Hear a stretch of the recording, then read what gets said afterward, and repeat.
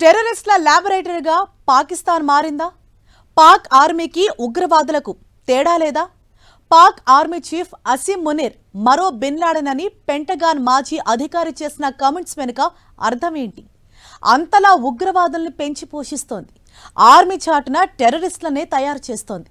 లష్కర్ ఏ Taiba, Jaish-e Mohammed, Taliban, హజ్గానీ network, Hizbul Mujahideen ఇలా పుట్టుకొచ్చే ప్రతి ఉగ్రవాద సంస్థకు బాబెవడంటే పాకిస్తానీ. అందుకే పాకిస్తాన్ అనడం కంటే టెర్రరిస్తాన్ అంటే కరెక్ట్గా సరిపోతుంది. ప్రపంచంలో ఎక్కడ ఏ టెర్రర్ అటాక్స్ జరిగినా అన్ని వేళ్లు చూపించే దేశం ఏదైనా ఉందంటే అది ఒక్క పాకిస్తానే.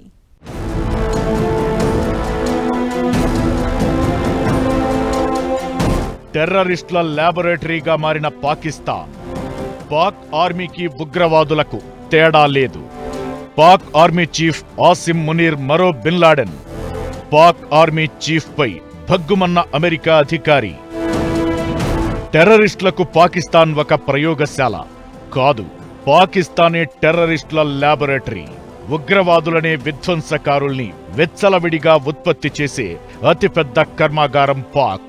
ఇది ఒక్క భారత్ అంటున్న మాట కాదు. అమెరికాలో ఓ మాజీ అధికారి పాకిస్తాన్ పేరెత్తగానే నిప్పులు చెరిగారు. పాక్ ఆర్మీ చీఫ్ ఆసిమ్ మునీర్ ను ఏకంగా మరో బిన్ లాడెన్ లా పోల్చారు. మునీర్ కు లాడెన్ కు పెద్ద తేడా ఏం లేదని బండబూతులు తిట్టారు. A formal designation of Pakistan as a state sponsor of terror and a designation of Asif Munir as a terrorist. The only difference between Osama bin Laden and Asif Munir is Osama bin Laden lived in a cave and Asif Munir lives in a palace. ప్రపంచంలో ఎక్కడ ఏ terror attacks జరిగినా అన్ని వేళ్లు చూపించే దేశం ఏదైనా ఉందంటే అది ఒక్క పాకిస్తానే. అంతలా ఉగ్రవాదులకు ఊతాన్నిస్తోంది. ఆర్మీ చాటున టెర్రరిస్టులను తయారు చేస్తోంది. లష్కర్ ఏ తోయిబా, జైషే మహమ్మద్, తాలిబాన్, హజ్గానీ నెట్వర్క్, హిజ్బుల్ ముజాహిదీన్ వంటి ఉగ్రవాద సంస్థలు పాకిస్తాన్ గడ్డపై పురుడు పోసుకుని పెరిగి పెద్దవై శిక్షణ శిబిరాలు, సురక్షిత ఆశ్రయాలను ఏర్పరుచుకున్నాయి. మన్సెహ్రా, బహవల్పూర్, రావల్పిండి వంటి ప్రాంతాల్లో ఈ ఉగ్రవాద శిబిరాలు ఎక్కువగా ఉన్నాయి. ఇప్పటికీ పాక్లో 70 వరకు ఉగ్రవాద శిబిరాలు ఉన్నాయి. ఇందులో 6 శాశ్వత టెర్రరిస్ట్ హబ్లు. ఇవి పాక్ ఆక్రమిత కశ్మీర్లో కూడా విస్తరించాయి. అక్కడి యువతను రెచ్చగొట్టి కశ్మీర్లో ఉద్రిక్తతలకు కారణమవుతున్నాయి. కశ్మీర్ను ఎలాగైనా సరే తమ వశం చేసుకోవాలని చెయ్యని కుట్రలు లేవు. పాక్ పీఓకేలో ఉగ్రవాదులకు ఆయుధ శిక్షణ, బాంబుల తయారీ, గెరిల్లా యుద్ధ తంత్రాలు, ఆత్మాహుతి దాడులకు సంబంధించిన ట్రైనింగ్ ఇస్తున్నారు. పాక్ గూఢచార సంస్థ ఐఎస్ఐ ఈ శిబిరాలకు ఆర్థిక, లాజిస్టికల్ మద్దతు అందిస్తోంది. 2019 పుల్వామా దాడి, 2008 ముంబై దాడులకు ఈ ఉగ్రవాదుల్ని ఉసిగొల్పింది పాకిస్తానే. భారత జైళ్లలో ఉగ్రవాదులకు సమాచారం చేరవేసేందుకు ఐఎస్ఐ కొత్త వ్యూహాలను రూపొందిస్తున్నట్లు కూడా కొన్ని నివేదికలు బయటపెట్టాయి. ఇప్పుడు జమ్మూ కశ్మీర్లోని పెహల్గాంలో జరిగిన ఉగ్రదాడి, దీని వెనక పాక్ మద్దతున్న ది రెసిస్టెన్స్ ఫ్రంట్ అనే సంస్థ ఉంది. ఇది లష్కర్ ఏ తోయిబా అనుబంధ సంస్థ. ఇలా ఏ రకంగా చూసినా పాపిష్టి పాకిస్తాన్ ఒక ఉగ్రవాద రాజ్యంగానే ముద్రపడింది. అమెరికా పెంటగాన్ ఏకంగా పాక్ను ఉగ్రవాదానికి మద్దతిచ్చే దేశంగా ప్రకటించాలని సూచించారు. కానీ పైకి తాము ఉగ్రవాద బాధిత దేశంగా కల్లబొల్లి కబుర్లు చెబుతూ మొసలి కన్నీరు కార్చుతుంటుంది పాక్. వాడు డర్టీ ఆఫీసర్, పైగా పాపిష్టి పాక్కు ఆర్మీ చీఫ్. పేరుకు ఆర్మీ చీఫే కానీ బుద్ధులన్నీ ఉగ్రవాదివే. అందుకే పెంటగాన్ అధికారి ఏకంగా పాక్ ఆర్మీ చీఫ్ అసీం మునీర్ను ఒసామా బిన్ లాడెన్తో పోల్చేశారు. పహల్గాం దాడి వెనుక పాక్ ఆర్మీ చీఫ్ ప్రోద్బలం ఉందనే వాదనలు ఉన్నాయి. దీనికి కారణం లేకపోలేదు.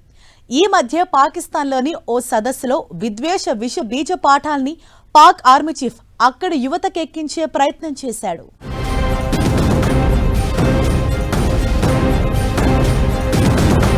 పాకిస్తాన్ కు ఓ డర్టీ అధికారి ఆర్మీ చీఫ్ గా ఉన్నాడు. పేరు ఆసిమ్ మునీర్. దేశభక్తిని నేర్పమంటే విద్వేష విషబీజాల్ని నాటడంలో సిద్ధహస్తుడు. మొన్నీ మధ్య పాకిస్తాన్ ఇస్లామాబాద్ లో ఓ ఎన్ఆర్ఐల సమావేశంలో ఆసిమ్ మునీర్ చేసిన వ్యాఖ్యలకు ఆ దేశం ఇప్పటికీ సిగ్గుపడుతోంది. కశ్మీర్ పాకిస్తాన్ కు జీవనాడి అని, దాన్ని పాక్ నుంచి ఎవరూ వేరు చేయలేరన్నాడు. 2 దేశాల సిద్ధాంతం అద్భుతమైందని సమర్థిస్తూ హిందువులు ముస్లింల మధ్య మతం, సంస్కృతి, ఆలోచనా విధానం చాలా వేరుగా ఉన్నాయని, అందుకే పాకిస్తాన్ దేశంగా ఏర్పడిందన్నారు ఆర్మీ జనరల్ ఆసిం. ఈ జనరేషన్ పాక్ ప్రజలకు, మరీ ముఖ్యంగా యువత, చిన్నారులకు మత విద్వేషాన్ని, అతివాద విషబీజాల్ని నాటడంలో బిజీ అయ్యాడు. पाकिस्तान की कहानी अपने बच्चों को जो है आपने जरूर सुनानी है. Well, our forefathers, they thought that we are different from the Hindus in every possible aspect of life. Our religion is different. Our customs are different. Our traditions are different. Our thoughts are different. Our ambitions are different. That was the foundation of the two-nation theory that was laid there. విదేశాల్లో ఉన్న పాకిస్తాన్ ఎన్ఆర్ఐలంతా తమ మూలాల్ని, సంస్కృతిని మరిచిపోకూడదని, దేశం ఏర్పాటు కోసం పాకిస్తాన్ పూర్వీకులు చేసిన పోరాటాన్ని గుర్తుపెట్టుకోవాలని చాలా బలంగా చెప్పాడు పాక్ ఆర్మీ చీఫ్ మునీర్. అదే సమయంలో మరో మత విద్వేషపు పిచ్చి కూతల్ని కూడా కూశాడు. హిందువులతో పోల్చితే ముస్లిం సమాజం భిన్నమైందని, వాళ్ల సంస్కృతి, సంప్రదాయాలు, ఆచార వ్యవహారాలు, ఆశయాలు దేనికదే డిఫరెంట్ గా ఉంటుంది కాబట్టే భారత్ నుంచి పాక్ విడిపోయి ప్రత్యేక దేశమైందన్నాడు. రెండు దేశాల సిద్ధాంతపు పునాదుల్ని ఏ క్షణంలో కూడా మర్చిపోకుండా గుర్తుంచుకోవాలని పదే పదే విషబీజాల్ని విత్తాడు ఆసిం మునీర్.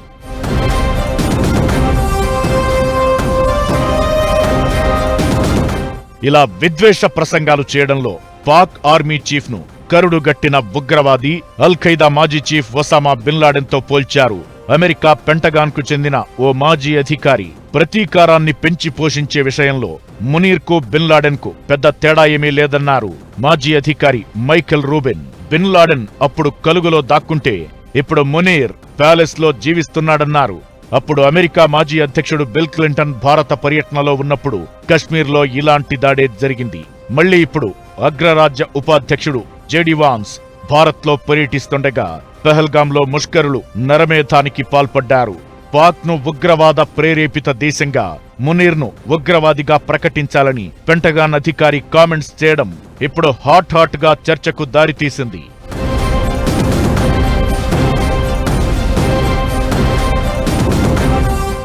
ఆసిం మునీర్ కు భారత్ పై తీవ్రమైన ద్వేషముంది. ఆయన ప్రకటనలు ఉగ్రవాదాన్ని పెంచి పోషించేలా, టెర్రర్ అటాక్స్ ను ప్రోత్సహించేలా ఉంటాయి. అందుకే పైకి ఎన్ని నాటకాలాడినా పాకిస్తాన్ అష్టావక్ర బుద్ధి ఎలాంటిదో అందరికీ తెలుసు. మునీర్ రెచ్చగొట్టే ప్రసంగం తరువాతే ఇలాంటి దాడి జరగడంతో అన్ని వేళ్లు ఈ డర్టీ ఆర్మీ జనరల్ వైపే చూపుతున్నాయి.